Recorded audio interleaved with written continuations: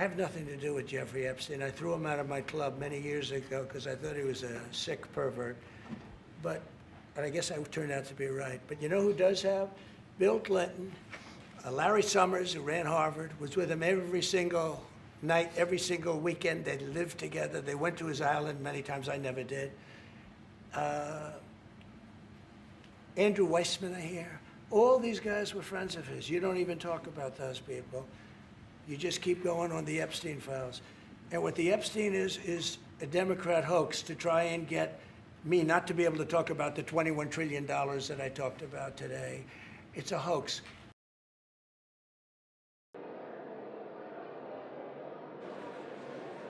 On this vote, the yeas are 427, the nays are 1.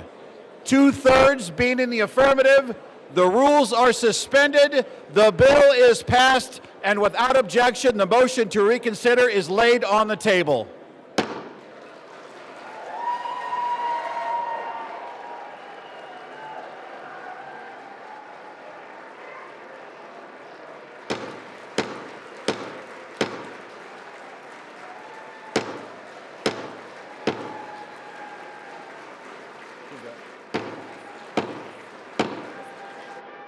Despite Republican House Speaker Mike Johnson voting yes, he did not mince words ahead of the vote, calling the bill, quote, deceitful and dishonest, arguing it would not sufficiently protect victims of Epstein's crimes. This legislation that will pass today is flawed and it must be amended.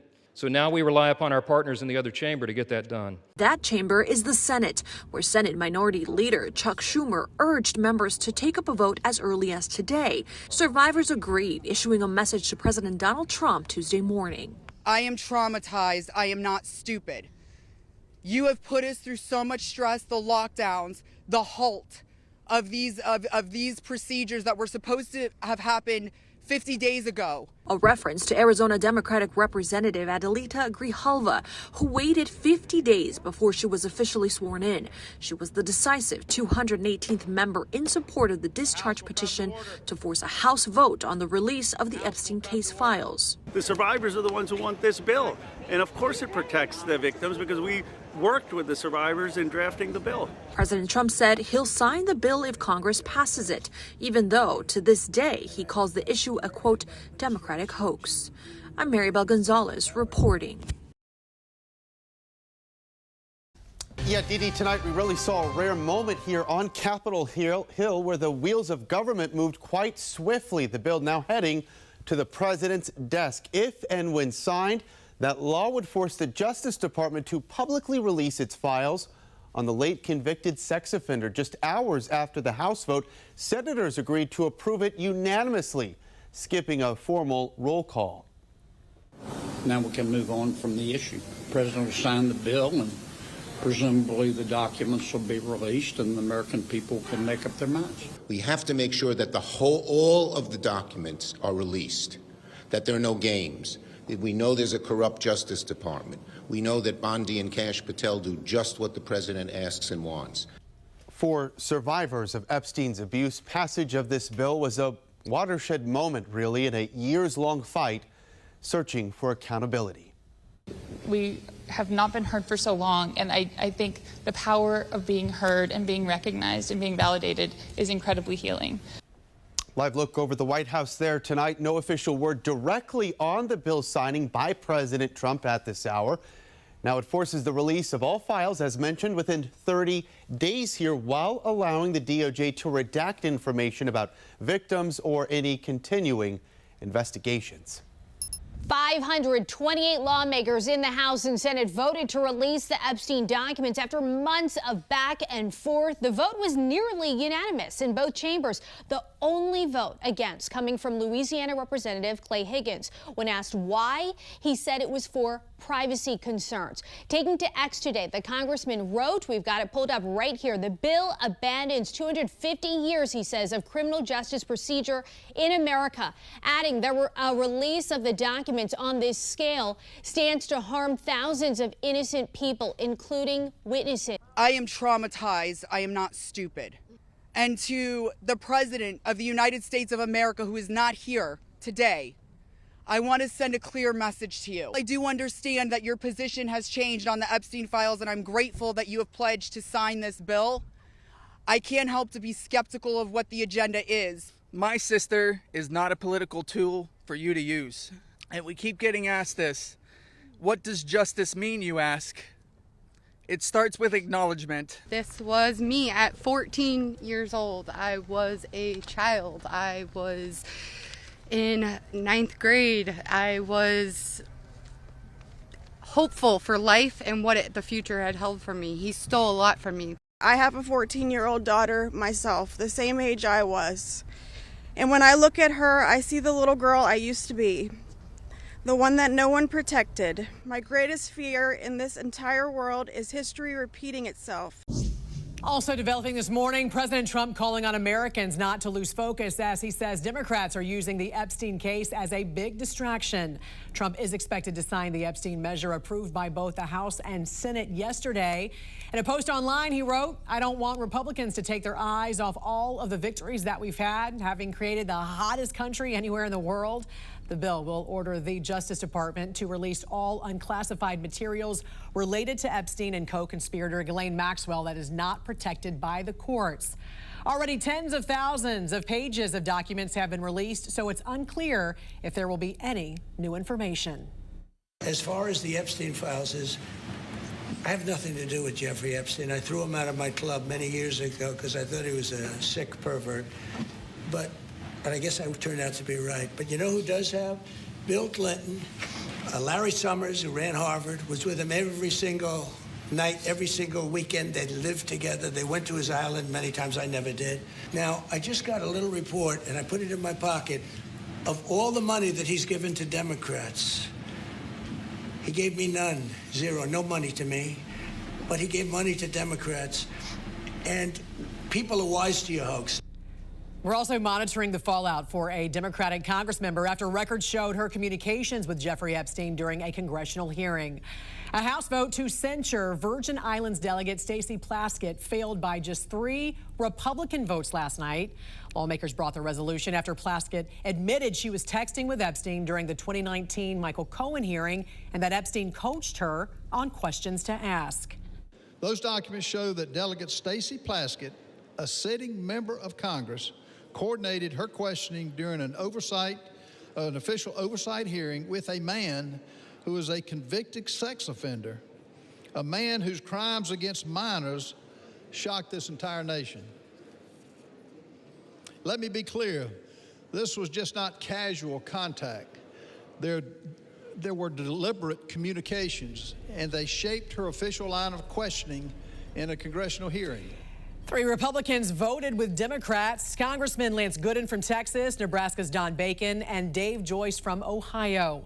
House Oversight Committee Chair James Comer has requested all of Epstein's banking documents while he was a resident in the U.S. Virgin Islands from the Attorney General there.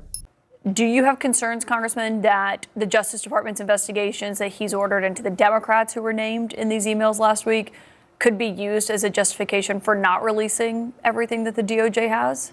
Well, first of all, what's going to happen next? The legislation gives the executive branch only 30 days to produce these files. And if they redact anything, they've got 15 days to explain and justify any redactions. So we drafted this legislation so that if it did pass, things would be on a fast track. And it is true that if they start investigations in one sort of silo of area of these Epstein files, they could block or delay. It won't delay it forever, but they could delay releasing those files there. But here's the thing, there are 1,000 victims and there are so many perpetrators. They can't open enough cases to block all of the Epstein files and to protect all of these perpetrators. So even if they do these, what seem to be partisan investigations, that's another thing that bothers me about the announcement the president made is he named Democrats and things that he was going to investigate. These survivors are not partisan. They don't belong to one party, and the perpetrators aren't either. And so this shouldn't be about political divide. So I hope that that was sort of a bluff, and I hope that the DOJ will release all the files. But even if they start investigations, they don't have enough investigators to block all the Epstein files. The Speaker has promised to be a rubber stamp for the President, and in doing so has atrophied the powers of the legislative branch. I think this is an overdue moment. The Speaker was drugged to it kicking and screaming, but here we are, and it's not necessarily a rebalancing of the branches of government, but a rebalancing of the people against the executive branch or against the people who've controlled Congress. The people's voice is spoken, and the survivors have been compelling. If we can't fix this problem, which all the people want us to fix, I don't think we could fix any problems. If he had real concerns, he could have introduced his own legislation. Look, the reason they're in there debating this is we drug them kicking and screaming into it. They hated it. They've tried to stop it the whole time. It fails to fully protect victim privacy. It could create new categories of victims. It potentially jeopardizes grand jury secrecy. It fails to prohibit release of child sexual abuse materials that are not appropriately defined in the legislation. It jeopardizes future federal investigations, and we have national security concerns regarding classified information. We need to say clearly for the record, as the Speaker of the House, I'm saying to you, this legislation that will pass today is flawed and it must be amended. The question is, why didn't we amend it here before we passed it? Because the authors won't allow it. Because under the rules of the House, under a discharge petition, they have to agree to consent for the legislation to be amended, and they're not doing that. So now we rely upon our partners in the other chamber to get that done. I ask unanimous consent that when the Senate receives H.R. 4405, the Epstein Files Transparency Act from the House, the Senate proceed to its immediate consideration, the bill be considered read 3 times and passed with no intervening action or debate, and the motion to reconsider be considered made and laid upon the table. Is there an objection? Without objection, so ordered. The Senate has now passed the Epstein bill as soon as it comes over from the House. They've taken a text exchange which shows no participation, no assistance, no involvement in any illegal activity, and weaponized it for political theater. Because that's what this is. This has been reviewed by federal courts. Any charges, victims who initially had a case against me dismissed it on their own without prejudice. You don't want to talk about what is really happening here. Your attacks on working families, your protection of powerful predators and corporate criminals. You want to talk about texting felons? How often do you text President Donald J. Trump? That's the individual we should be concerned about. This resolution, this effort to censure Delegate Plaskett, to rip away her membership on the Intel Committee, is nothing more than a political stunt by a desperate, failed candidate for governor, trying to pander to the people back in South Carolina. Nothing more than that. You want to make the statement about who's brought disgrace to the House? The actions of this House Republican majority have brought disgrace to the House of Representatives from day one of this presidency. The actions that you continue to engage in will have consequences. Consequences today, consequences tomorrow, consequences next week, consequences next year, and certainly consequences when the American people throw this House Republican majority out in the aftermath of the election next November. Be very careful about the extreme actions that you continue to engage in. The House has now spoken in an overwhelming fashion, and Senate Republicans must step up. Because the public is fed up with waiting around to get to the bottom of the Epstein files. The Senate should move without delay to pass it unamended and send it on to the President's desk to be signed into law. We should pass this bill as soon as possible, as written, and without a hint of delay. We have to make sure that all of the documents are released, that there are no games, that we know there's a corrupt Justice Department. We know that Bondi and Kash Patel do just what the president asks and wants.